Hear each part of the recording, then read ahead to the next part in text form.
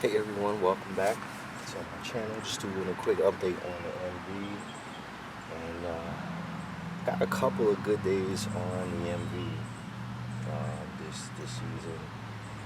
Forgot how enjoyable this is to ride. It's a difficult bike to ride fast, but when you get used to it, it's actually quite fun. Um, for starters, the bike sits higher than most Japanese bikes, at least by an inch. So if you're of average height, you're on your tippy toes, believe it or not. The power delivery is very raw. It's not really that refined. The bike makes a lot of vibrations, downshifts aggressively. It's easy to lock at the rear wheel. The power bit, the fuel injection isn't as smooth as Japan's bikes per se. So you crack the gas and boom, it's a little bit abrupt, but when you get used to it, um, you actually don't mind it, and the abruptness actually comes in handy on the track because you want that instantaneous pop off the corner. This bike is not stock, obviously. I've done a few things to it. It's a little bit dirty now, from the track. But if you've been following the vid, I've done a fuel pump mod. I've run an 8EM fuel pump. It's a higher capacity than the Bosch that came stock, and it's been working great. It's been working great. Bike makes about 152 to the wheel, and I also did these Sato Racing GP shift rear sets. I don't know if you guys can see that from that angle. I'll give you guys a close-up in a few minutes. We're running an EK3D chain, and we're running a sprocket in the back, which is about 4 teeth larger than stock. And I'm running EPC EPFA Extreme Performance center pads with some Maximus 600-degree racing brake fluid, and the brakes have been awesome. The brakes have been awesome. I am a big fan of those EPC EPFA pads. I run them on the H2. They're great. A lot of guys used to knock EBC because they had an abrupt initial bike. But the EPFAs, I don't know, when you're stopping from 170, 180, that they feel really good. I'm actually able to trail those into a corner. I know some guys and there are a lot of brake pads on the market. A lot of guys have used, they swear by Vezra. What's the other brand? SBC or something like that. I've used Vezra. I've got some in the basement. I've got some Galfer pads as well. I've used stock pads.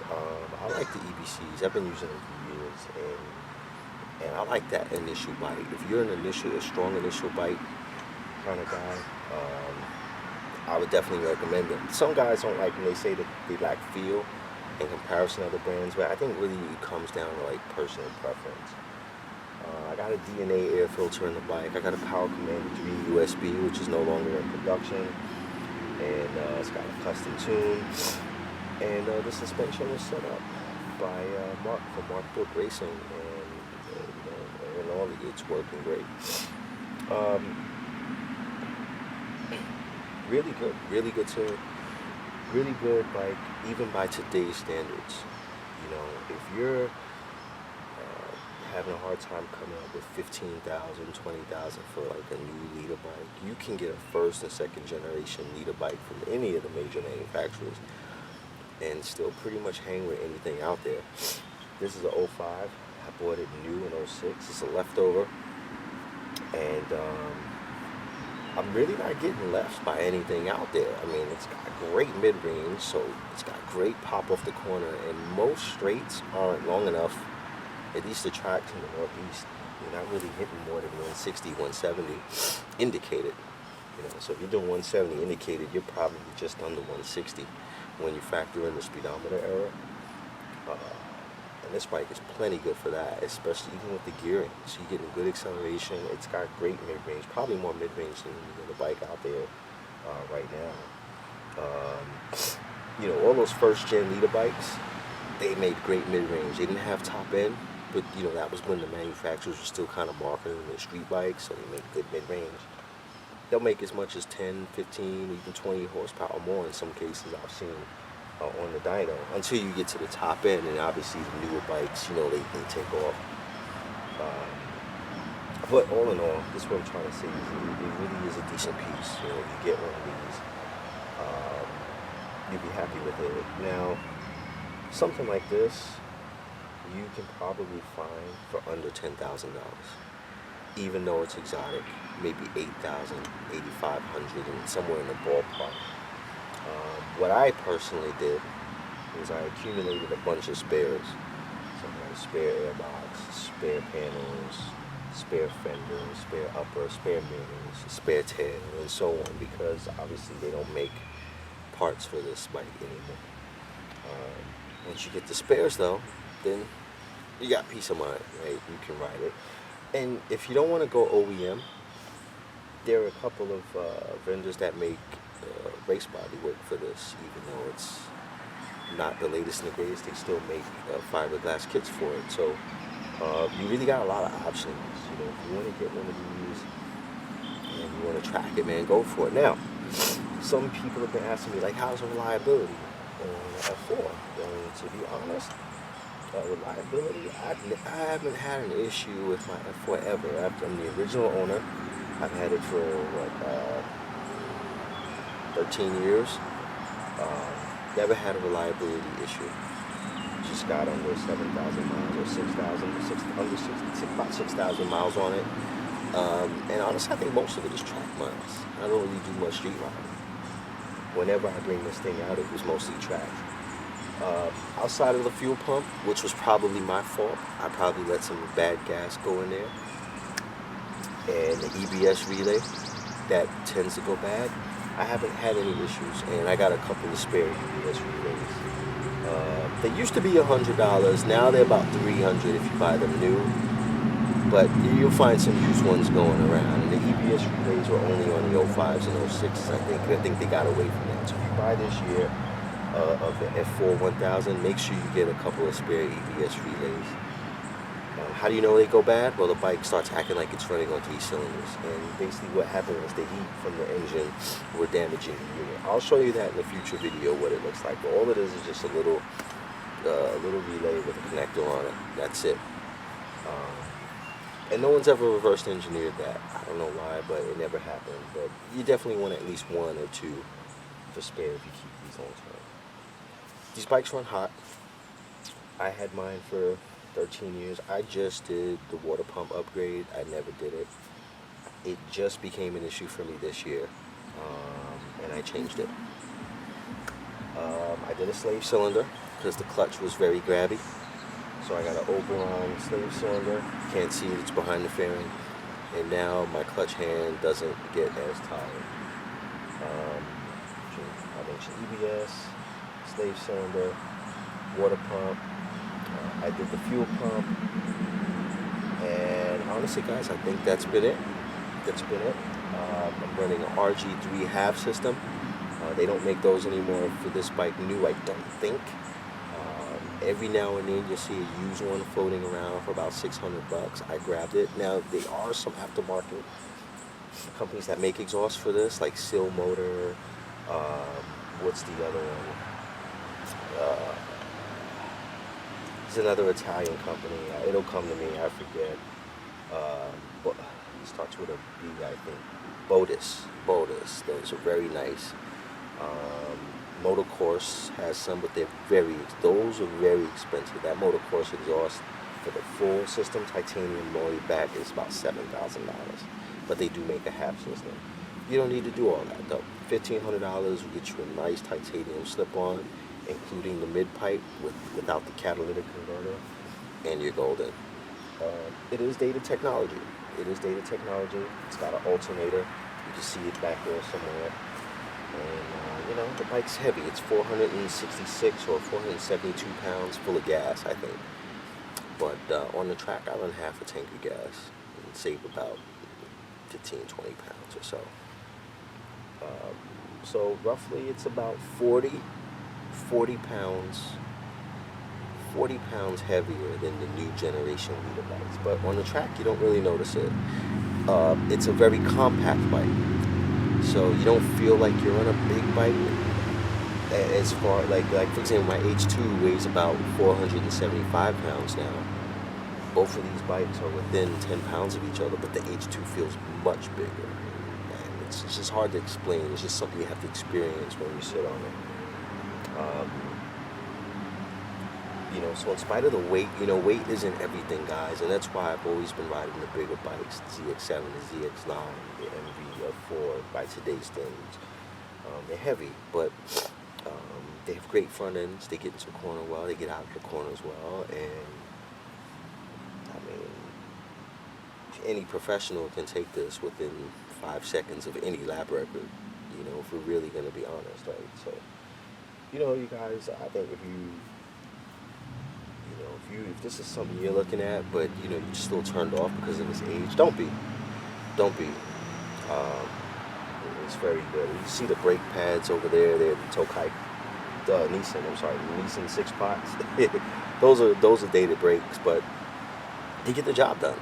Good pads, steel braided lines came standard. Some racing brake fluid, and honestly, what are you missing? Just a little bit more feel when you trail brake, but you really got to be like a regional champion. I mean, you can feel it, but it won't be what's holding you back. At least it's not what's holding me back when I'm out on the track. So that's pretty much it. The mid-year update on that 4. No issues so far. Riding good. No maintenance really needed. I'm probably gonna do an oil change in the future. I ordered some 10 weight 50. This takes thicker oil. I ordered some 10 weight 50, a couple of OEM filters from overseas. Probably gonna get to that at some point in June. And that's that. Got an EK3D chain on there, like I said before. And I'm going to show you the Bridgestone tires. These tires have 2 days on them. So the ZX9 had 1 day on them. These have 2. So I'm going to pick you guys up and show you the tires after 2 days.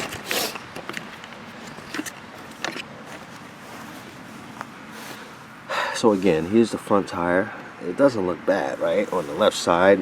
Then I rode this in New Jersey, which is mostly right-handers. That's the right-hand side.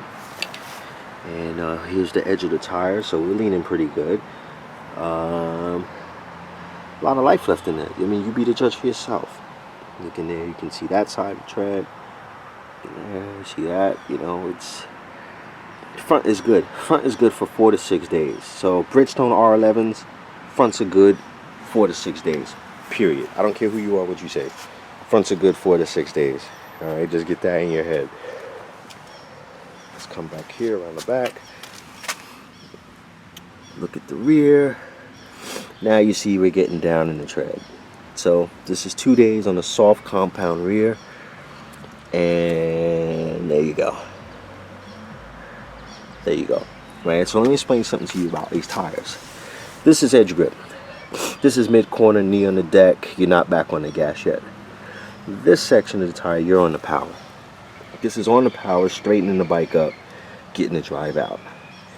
And so what's happening is after a couple of days, you got to get the bike as close to the center as possible. You got to muscle it up before you start to get on the gas. You get on the gas like you do when the tire's fresh, you're going to spin it. And that's that. Now, as far as the compound, I ran these on 85-degree days. I don't think I'm going to bother to go to a medium. I want the extra grip. I don't like to use the rear more than 2 days anyway. So if I'm getting 2 days out of the rear and it's R11 and 85-degree temps, then I'm good with that. I'm good with that. And just throw a fresh rear on and get 2 more days out of the front tire.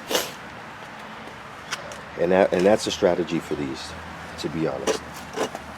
Right? You got that? Soft compound, front and rear. 2 days. Don't flip it.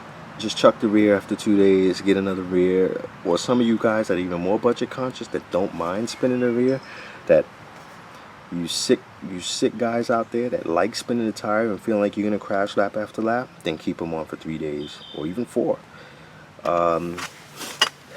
In all fairness, even though I'm more this side is starting to wear down, I really wasn't spinning the tire like that. I really wasn't. And this bike doesn't have traction control, so there was no TC kicking in to save me. There was none whatsoever, and it was still hooking up.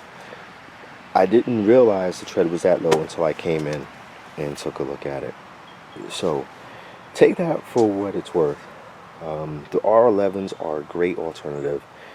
They're not cheap, but you know, if you're, and they're not, look, they're not a street tire either. They are a race tire. But if you don't want to go slicks, you do an occasional street ride, you want to get your bike inspected or something to that effect, go on the R11s, get 4 days out of the front, get 2 out of the rear, swap the rear, and you're good to go. Get the bike inspected, what have you, and then you're golden.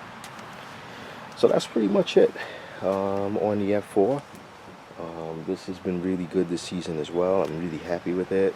I forgot how much I enjoy riding it. It was a hard bike to learn how to go fast on, to be honest, but once you get used to it, you get used to the power delivery, which is not as refined as, say, a CBR 1000 or a Kawasaki, you really start to appreciate the bike for what it does. And it's probably better handling than both of those bikes I just mentioned. I mean, it's awesome mid-corner, and the front end is just sublime. You know, I really can't describe it. I don't know if you follow some of the other YouTube channels. If you follow 44 Teeth, the budget bike build, and they took a Ducati 999 and MV 312, I think it was, or 1078. They love that bike. They love the bike, and they did some good damage at Mugello. So it's not just me saying that. If you guys owe it to yourself to give these a second look. You know, if you're out there in the market, they're really good. Mine's been good to me. There are some minor issues, but look, most of you guys, you know, they buy these bikes and they put another $2 grand on top of it anyway. They're buying TC, they're buying, you know, electronics, they're buying quick shifters, they're buying that. And I know this new bikes come standard, but look, you're gonna put anything you buy, you're gonna put some extra money into it. So with that said, get one of these. Sorry, I hear my pit bull running around.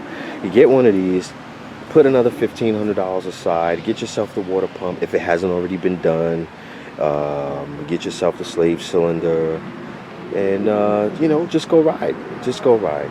These are pretty good. So on that note, I'm gonna say goodbye, and thanks for watching. Stay tuned for future updates.